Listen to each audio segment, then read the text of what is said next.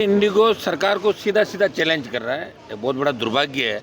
और आज जब हम जोधपुर फ्लाइट के अंदर आ रहे थे, हमें भी लग रहा था पता नहीं इंडिगो चलेगी कि नहीं चलेगी। 9 बजे तक असमंजस की स्थिति है, तो सरकार को कड़ी कार्रवाई करनी चाहिए इन लोगों के खिलाफ। और जहाँ तक इंडिगो के क्रू और दूसरे कार्मिकों का मामला है, उसमें हम ये चाहते हैं कि कार्मिकों को सही समय पे उनकी जो भी रेस्ट, वेतन, लेकिन ये जो कानून नया बना है या जो आ रहा है वो पहले ही डीजीसीए ने कह दिया था कि जुलाई अगस्त के अंदर ये चालू होगा। उसके बावजूद इंडिगो ने कल जो किया वो ठीक नहीं था।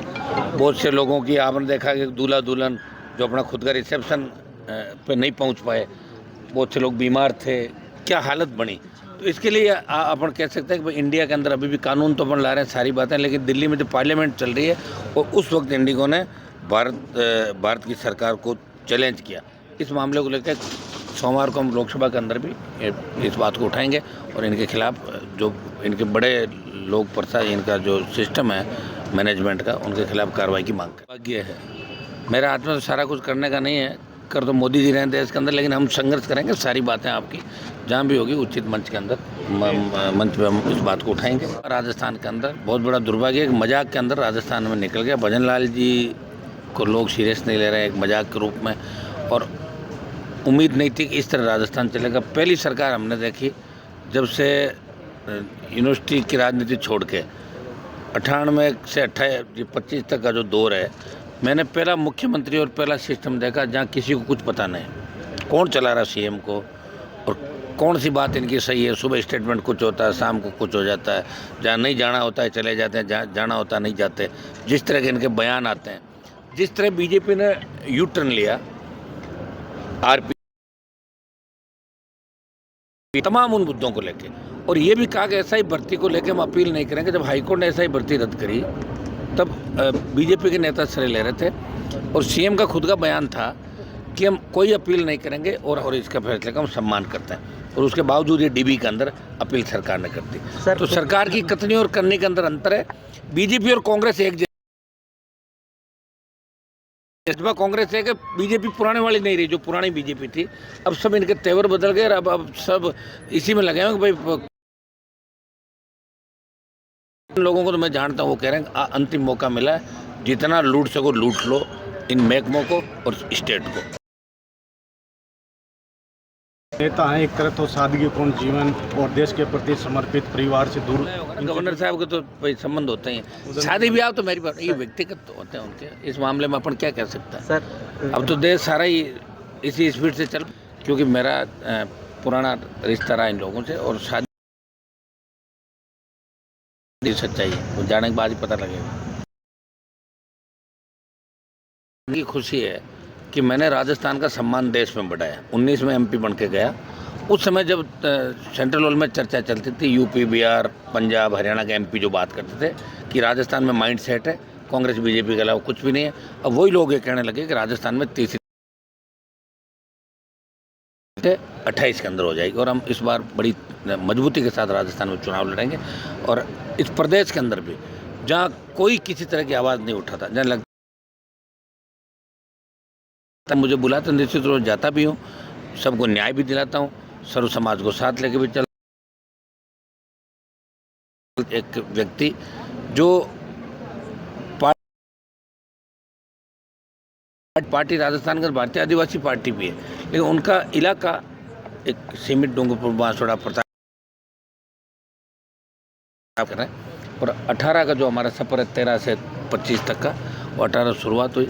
और प्रयास हमने किया कि राजस्थान का एक किसान का बेटा देश के किसानों के लिए सत्ता छोड़ के सड़क पर आया, सेना के सम्मान में अग्निवीर का विरोध कर रहा देश के अंदर, नागौर का सांसद ही पहुंचा। और प्रयास हमने किया कि राजस्थान का सम्मान देश में बढ़े। निश्चित रूप से आज हम कह सकते हैं कि दिल्ली में जब खड़े होते हैं तो ये कह रहे हैं कि राजस्थान का ये सांसद है जो देश के गरीब, बेरोजगार, किसान और जवान की लड़ाई लड़ रहा है। राजस्थान का सम्मान बढ़ाया हमने सब जगह। बेनीवाल जी, जिस तरीके से कानून व्यवस्था पर लगातार आरएलपी सवाल खड़े करती है राजस्थान की, हाल ही में डूंगरगढ़ के भी एक राजपुरोहित समाज की बेटी की हत्या हुई, उसको लेकर भी आपने ट्वीट किया है। निश्चित रूप से बहुत बड़ा दुर्भाग्य। मैं कह रहा हूँ कानून है कहाँ राजस्थान में? भजन लाल जी खुद को धमकी मिल गई 5 बार। कानून कुछ भी नहीं है। व्यापारी बन गए लोग, नेता करीब 80% व्यापार करने के लिए राजनीति के अंदर आ रहे हैं। उनको पता है कि सब लोग यही करें, हम भी ये करें। तो हम ये चाहते हैं कि हम जिस दिशा के अंदर लड़ रहे हैं, आज बताएं मंत्री पद छोड़ के कौन लड़ता है? लगातार 3, 8, 13, 18, 19 दिल्ली के अंदर 23, और जिस कांग्रेस से अलायंस किया उसी कांग्रेस ने पीठ में छुरा घोंपा, फिर भी उनके साथ खड़े रहे, अभी भी उनके साथ खड़े होकर विपक्षी भूमिका निभा रहे। हम हमारे कमिटमेंट पे पक्के हैं, जिस बात रह के वो काम नहीं करते।